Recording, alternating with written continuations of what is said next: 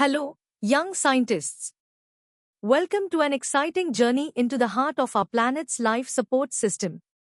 Today, we are diving deep into the carbon cycle, exploring how carbon, the very backbone of life, moves through Earth's atmosphere, oceans, and living beings.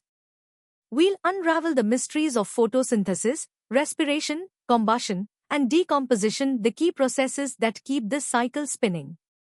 Get ready to explore this vital topic from easy basics to advanced competitive insights. Let's start with the basics. Imagine carbon as a tireless traveler, constantly moving through our world. How does it do that? We'll begin by understanding the fundamental steps of its incredible journey. The carbon cycle is essentially Earth's way of recycling carbon. Carbon, a fundamental building block for all living things, is always on the move. It exists in various forms, as a gas called carbon dioxide in the air, as sugar in plants, or even as fossil fuels buried deep underground. This continuous movement between living and non-living parts of our planet is vital for maintaining Earth's climate and supporting life. Without it, the world as we know it simply wouldn't exist. Now, how does carbon actually move? Four main processes are at play. First, photosynthesis. This is where plants act like natural air purifiers, taking in carbon dioxide from the atmosphere to make their food using sunlight. Next, respiration. All living things, including us, breathe out carbon dioxide after using food for energy. Then, combustion. This is the burning of materials like wood or fossil fuels, which releases a lot of carbon dioxide into the air. Finally, decomposition. When plants and animals die, tiny organisms called decomposers break them down, releasing carbon back into the atmosphere and soil. Think of a plant absorbing CO2, a rabbit eating it, the rabbit breathing out CO2, and then decomposers releasing CO2 from the rabbit's body after it dies. That's the cycle in action. Alright, time to test your understanding of the basics. Take a moment to pause the video and try answering these three questions. What is the primary role of plants in the carbon cycle? Can you name two processes that release carbon dioxide into the atmosphere? And finally, why is carbon considered essential for all living things? Think about what you've learned and jot down your answers. Ready to go a bit deeper? We'll now explore the major storage areas for carbon and elaborate on how each of the key processes truly works, connecting the dots in a more detailed way. Carbon isn't just floating around, it's stored in specific locations called reservoirs. The atmosphere holds carbon as carbon dioxide, a key greenhouse gas. Oceans are massive reservoirs, absorbing CO2 and containing it in dissolved forms, marine life, and sediments.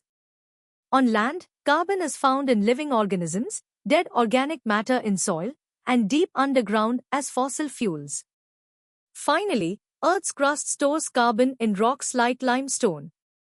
Understanding these reservoirs helps us track where carbon goes. Photosynthesis, led by plants, is nature's way of capturing this atmospheric CO2, using sunlight to convert it into glucose and oxygen. This process is crucial not only for removing CO2 but also for creating the food and oxygen that sustain most life on Earth. Respiration is the flip side of photosynthesis. It's the process by which all living organisms, from bacteria to humans, break down glucose to release energy. In doing so, they produce carbon dioxide and water, releasing the CO2 back into the atmosphere. This happens continuously in almost every cell. The chemical equation for this is essentially the reverse of photosynthesis, showing glucose and oxygen yielding CO2, water, and energy. Then we have combustion, which is the rapid burning of carbon-containing materials like wood or fossil fuels. This quickly releases large amounts of stored carbon as CO2, significantly impacting atmospheric carbon levels, especially due to human activities. Decomposition, on the other hand, is a slower process where bacteria and fungi break down dead organic matter, also releasing CO2 through their own respiration and returning carbon to the soil, enriching it with vital nutrients. These processes are not isolated, they form a dynamic, interconnected web. Atmospheric CO2 is constantly being absorbed by oceans and plants. Plants are then consumed by animals, which, along with the plants themselves, release CO2 through respiration. When these organisms die, decomposers break them down, returning more carbon to the atmosphere and soil. Over millions of years, buried organic matter can transform into fossil fuels, which, when burned by humans, release ancient carbon back into the atmosphere. This intricate recycling system ensures carbon is continuously available for life, while also profoundly influencing Earth's climate and environmental conditions. Great job so far. Now, let's challenge ourselves with 5 medium-level questions. Take a moment to pause the video. Can you list the 4 major carbon reservoirs on Earth? How does photosynthesis help reduce atmospheric carbon dioxide? Explain the difference between aerobic and anaerobic respiration. Describe the vital role of decomposers in the carbon cycle. And finally, what is the complete chemical equation for cellular respiration? Think carefully and formulate your answers. Ready for a deeper dive? We are now going to analyze the carbon cycle with more complex concepts, exploring human impacts and the long-term geological aspects. The carbon cycle operates on vastly different timescales. The short-term carbon cycle involves rapid exchanges happening over days to thousands of years, primarily between the atmosphere, oceans, and living organisms through photosynthesis, respiration, and decomposition. This is crucial for immediate biological productivity and atmospheric CO2 regulation. In contrast, the long-term carbon cycle spans millions of years, involving geological processes like the formation of fossil fuels from ancient organic matter, the creation of carbonate rocks from marine life, and volcanic outgassing of CO2. Human activities have profoundly disrupted this balance. Burning fossil fuels releases ancient carbon at an unprecedented rate, while deforestation reduces the planet's capacity to absorb CO2, collectively leading to increased atmospheric carbon and accelerating climate change. The oceans are an immense and critical component of the carbon cycle, acting as the largest active carbon sink. They absorb a significant amount of atmospheric CO2, which then dissolves to form carbonic acid. While this helps regulate atmospheric CO2, it also leads to ocean acidification, impacting marine life. Marine organisms utilize dissolved carbon to build their shells and skeletons from calcium carbonate. Upon their death, these remains accumulate on the seafloor, eventually forming carbonate sediments and rocks like limestone, effectively storing carbon for geological timescales. Furthermore, deep ocean currents play a vital role in transporting and sequestering dissolved carbon for centuries, removing it from atmospheric interaction.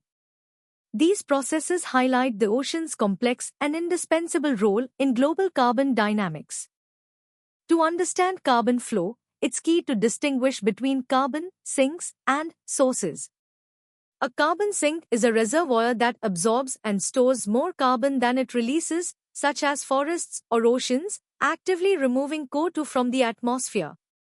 Conversely, a carbon source releases more carbon than it absorbs. Examples include volcanoes or, more significantly, the burning of fossil fuels and deforestation by humans. The dynamic balance between these sinks and sources dictates the overall concentration of carbon in our atmosphere. Currently, human activities have tipped this balance, causing many natural sinks to become overwhelmed or even act as net sources. This excess atmospheric CO2 intensifies the greenhouse effect, trapping more heat and leading to global warming, often creating complex feedback loops that further accelerate these changes. Excellent work on the hard-level content. Now, let's tackle 7 challenging questions. Pause the video and consider these. Differentiate between the short-term and long-term carbon cycles. How do deforestation and fossil fuel burning impact atmospheric CO2? Explain ocean acidification. Identify 2 natural carbon sinks and 2 anthropogenic carbon sources. Describe the relationship between increased CO2 and the greenhouse effect. What immediate and long-term effects would clearing a forest have on the carbon cycle? And finally, how does limestone formation contribute to the long-term carbon cycle? Take your time to construct thorough answers. Are you ready to truly master the carbon cycle? In this hardest level, we'll delve into cutting-edge scientific concepts, explore geological timescales, and even touch upon engineering solutions and climate modeling. Prepare for a comprehensive and competitive depth of knowledge. Beyond the rapid biological exchanges, Earth's geological carbon cycle operates over immense timescales, profoundly influencing planetary climate. It begins with weathering, where atmospheric CO2, dissolved in rainwater, forms carbonic acid that erodes rocks, consuming CO2 and transporting carbon ions to the oceans. There, marine organisms build calcium carbonate shells, which, upon death, form sediments and eventually limestone, a vast carbon sink. Organic matter can also be buried and transformed into fossil fuels over millions of years. Tectonic plate subduction carries these carbon-rich materials deep into the mantle. Eventually, this deeply stored carbon is released back into the atmosphere as CO2 through volcanic eruptions and other geological outgassing, completing a cycle that acts as Earth's natural thermostat over eons. Scientists employ isotopic tracers to meticulously unravel carbon's complex journey and reconstruct past environments. Carbon-12 and carbon-13 are stable isotopes. Plants preferentially absorb the lighter carbon-12 during photosynthesis. This isotopic signature allows researchers to distinguish between natural and anthropogenic carbon sources, for instance, by analyzing the carbon-13 to carbon-12 ratio in atmospheric CO2 or ancient ice cores. Carbon-14, a radioactive isotope, is incorporated by living organisms but decays after death. Its precise half-life of 5,730 years makes it an invaluable tool for radiocarbon dating organic materials up to 50,000 years old, providing critical insights into past carbon sequestration in biomass and soils, and aiding in archaeological and paleoenvironmental studies. This precision dating is a cornerstone of modern carbon cycle research. Addressing the excess carbon in our atmosphere requires carbon sequestration technologies, strategies for long-term carbon storage. Biological sequestration enhances natural carbon sinks. This includes widespread afforestation and reforestation efforts, planting new and restoring existing forests to increase CO2 uptake. It also involves improving soil carbon storage through sustainable agricultural practices like no-till farming and cover cropping, which enrich soil organic matter. Restoring vital ecosystems such as wetlands and coastal mangroves further boosts natural carbon capture. On the engineering front, geological sequestration, or carbon capture and storage, CCS, involves capturing CO2 emissions directly from large industrial sources like power plants. This captured CO2 is then compressed and injected deep underground into suitable geological formations, such as depleted oil and gas reservoirs or saline aquifers, effectively preventing its release into the atmosphere. While oceanic sequestration, like direct injection or fertilization, has been explored, its environmental impacts remain a significant concern, making it a controversial option for large-scale deployment. The carbon cycle is riddled with feedback loops, processes where an initial change can either be amplified or dampened. Positive feedback loops amplify the change. For example, rising global temperatures cause permafrost to thaw, releasing vast amounts of stored methane and CO2, which are potent greenhouse gases, further accelerating warming. Similarly, warmer oceans absorb less CO2, leaving more in the atmosphere and intensifying the greenhouse effect. Conversely, negative feedback loops tend to dampen the initial change. The CO2 fertilization effect is a classic example, Increased atmospheric CO2 can stimulate plant growth and photosynthesis, leading to greater CO2 uptake and potentially slowing down the atmospheric increase. However, the extent and duration of this effect are limited by other factors like nutrient availability and water stress. Understanding these complex feedback mechanisms is crucial for accurately predicting future climate scenarios and developing effective mitigation strategies. Now, let's tackle the first 5 of our hardest level questions. Pause the video and challenge yourself. Describe the main stages of the geological carbon cycle and the timescales involved. How do scientists use carbon isotopes to study the cycle? Compare biological and geological carbon sequestration methods. Explain a positive feedback loop using permafrost thaw as an example. And finally, what's the purpose of the global carbon budget? Give these your best shot. You're doing great. Let's continue with the remaining 5 hardest level questions. Pause the video again. Elaborate on the interconnectedness of the carbon and nitrogen cycles. Discuss the role of ocean currents in long-term carbon distribution. How might large-scale volcanic activity impact the carbon cycle? Critically evaluate oceanic carbon sequestration. And finally, if an ecosystem experiences prolonged drought, how does it affect its role as a carbon sink or source? These questions require deep thought and synthesis of information. Good luck! And that concludes our in-depth exploration of the carbon cycle. From the simple exchange in photosynthesis and respiration to the complex geological processes and human impacts, we've covered how carbon shapes our planet and life itself. This knowledge is not just for exams, it's about understanding the world around us. For more such comprehensive educational content, visit synapse.omaps.in.